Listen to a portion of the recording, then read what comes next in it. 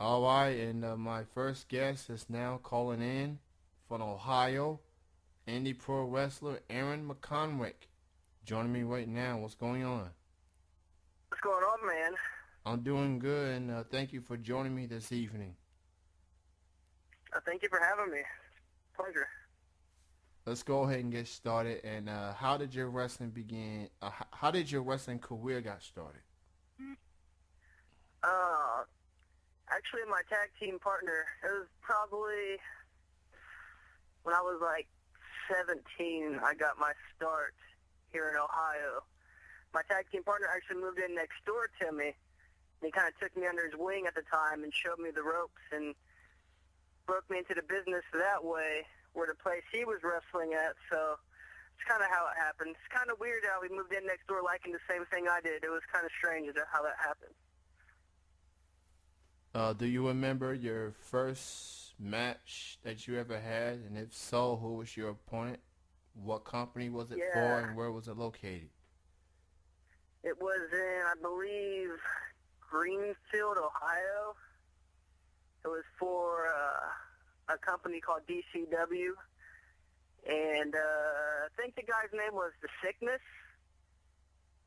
And I can remember it wasn't all that great because obviously it was my first time, so I was kind of nervous, so it wasn't all that great. I remember it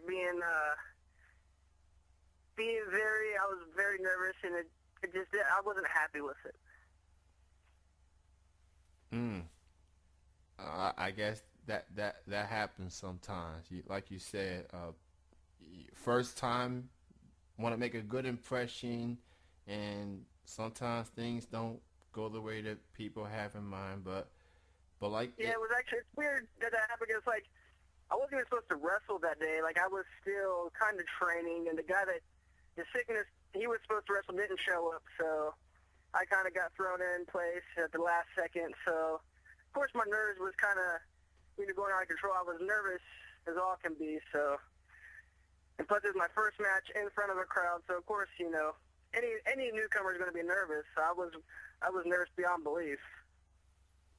well, But it was still fun. It was still fun. I had a blast. regardless of the circumstances, at least you got a glimpse of what it's like and what to expect. And some people may not even want to show up, given that's the same circumstances. But at least you were there, you gave it all you had, and that's all. That's all fans can ask for. I mean, not everybody's perfect, so uh, Yes, sir. I first seen you wrestle before. I actually seen you wrestle at a company right here in my neck of the woods in Kentucky, Georgetown, UWF. Uh-huh. You had a match, and I don't remember who your opponent was. I think it was Ravishing Ronnie Roberts. But talk about your wrestling style. You look like someone who's into high flying, uh, up tempo, and everything. How would you best describe your wrestling style? And my wrestling style, yeah, I guess you could label it as a high flyer. Maybe, I like the luchador style. I like doing a little bit of, Mexican style, I guess. I don't know, Georgetown, I like going down to Georgetown. It's very awesome. The only thing is with the building, the ceiling is so low, so it kind of takes away from like most of the things I can do. But I'm more known for my high flying style, but I also can mat wrestle too. So I mean, I guess I'm all around versatile. I guess I don't know. I would like mainly more too high fly, but when the circumstances come, like with the buildings, some buildings, it's not the first time I wrestled with a low ceiling, so I mean, I can make do. Does it frustrate you when you are in those type of arenas and it kind of limits you to doing some moves that you're used to doing at a regular wing when you have plenty of room? I guess the first time maybe it did because like it was something new to me, and I was typically, I guess I don't know, I was used to being able to do all my high-flying antics. And so the first time it happened, I wrestled in a place with low ceiling, like the rafters was really low. And I had to sit there and think about it for me, like, what am I going to do tonight? Because I have no idea. Like, I had to map out a whole new game plan and like, totally reinvent myself. And that's, I guess, whenever I first, like, really, I was like, I need to start, learning other styles of wrestling rather than just high-flying. So I guess that's where I kind of took off from. What do you consider as influences in your wrestling career? Obviously, my tag partner, he got me into the business. There's some guys here. They're from Ohio. They're used to be the Irish Airborne. Now they're the OI4K. Dave and Jake Chris. Consider those guys big influences in my career. They've helped me out tremendously. Do you have any upcoming shows that you would like to promote that you're going to be a part of? Every Tuesday here in Hamilton, Ohio, I wrestle for HWA, Heartland Wrestling Association. And November, I want to say it's like, I can't remember the day. I want to say the 11th. Could be wrong. It's on a Sunday. But I will be in Indianapolis, Indiana for Insanity Pro Wrestling. And I actually just won their junior heavyweight championship over there last month. So that was actually an honor to do that. I wrestled Dave Christ, a guy from Illinois named ACH, and Kyle O'Reilly from Ring of Honor. And that was an awesome match. It was very, very fun times. What do you like the most being a wrestler? You like being on the road, going to different shows, hanging with the guys and girls in the locker room, fan interaction. What do you like the most being a wrestler? I like being out there in front of the crowd. I like to hear the crowd go crazy every time I hit one of my fancy high-flying moves. I like to just hear the crowd go wild. I like traveling on the road, too, as long as I'm not cramped up in the car for hours on end. But, I love being on the road and hanging out with my friends and doing all the wacky antics that we do. That's always fun. I get to travel with my fiance, Lil Naughty. She's, that's something special too. Get to be in a relationship with someone that also shares the common goal in life, I guess, is to make it to the next level in wrestling, and we share that together, and we can experience everything together. It's kind of rare, if you can find someone, especially, a female friend that's into the wrestling. So that was kind of cool.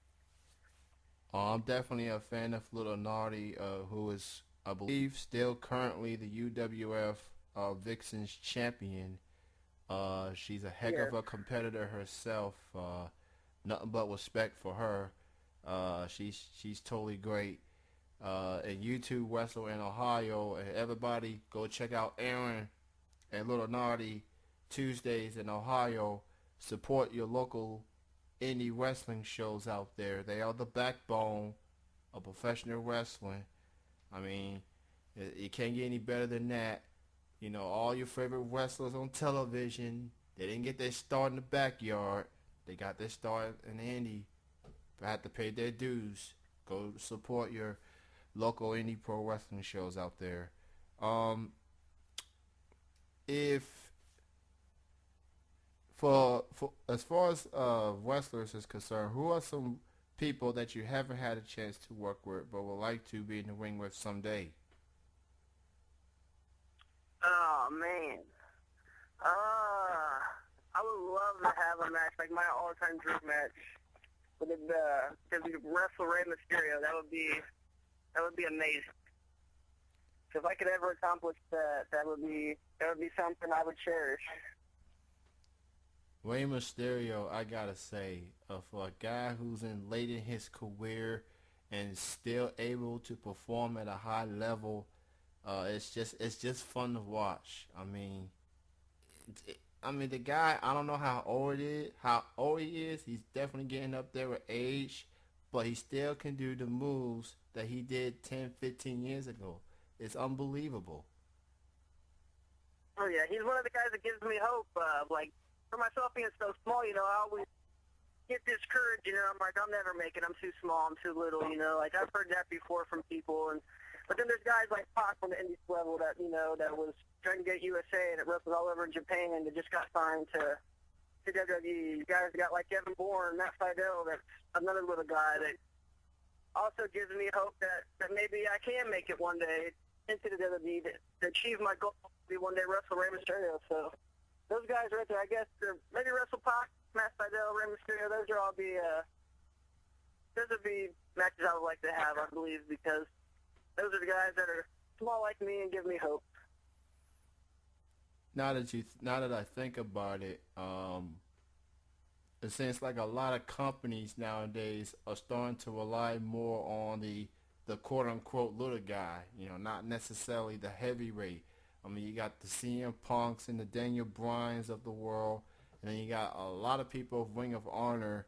I mean, they're not your typical heavyweights, but they do give you top caliber matches, and to see them perform at a high level and the company being behind them, regardless of what people say of WWE or some other companies, I mean, that's saying something. That's saying that they truly believe in this guy to be not just the face of a company, pretty much. Right. Like, I believe too, like, there's got to be a transition at some point in time, because like back in the 90s when you were watching WCW Nitro, you always had, like, I guess the backbone kind of looked like the small guys. When they brought in the luchadors like Rey Mysterio, Psychosis, and Juventud, and Ultimo Dragon, those guys was the sizzle of the stick, I guess, because they made things more fun also to watch. You guys, you had the NWO, you had all that going on, which was awesome. But then you also had the luchadors and the cruiserweight, which made it, that much more better. Like you said, nowadays you got typically smaller guys that heavyweight champions, Daniel Bryan and Punk, Austin Aries, but TNA heavyweight champion.